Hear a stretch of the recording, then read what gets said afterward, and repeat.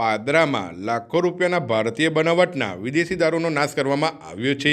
પાદરા અને વડુ police station વિસ્તારમાં વિવિધ ગુનાઓમાં જપ્ત કરાયેલા અંદાજે 85 લાખ રૂપિયાથી વધુ કિંમતના દારૂ પર મહુવડ ગામ નજીક રોરોલો ફેરવી કાયદેસરની પ્રક્રિયા મુજબ તેનો નાશ કરવામાં આવ્યો હતો।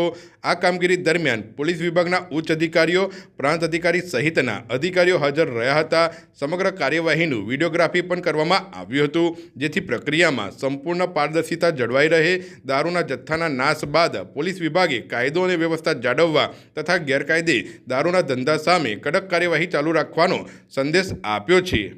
आज पादरा और वडू पुलिस स्टेशन द्वारा जो डिफरेंट गुनाहों में पकड़ा हुआ मुद्दा माल था, कोर्ट की परमिशन के बाद आज यहाँ पे एसपी प्रोहिबिशन, डीवाईएसपी कर्जत और एसडीएम वडोदरा रूरल के हस्तक उसका नाश किया गया।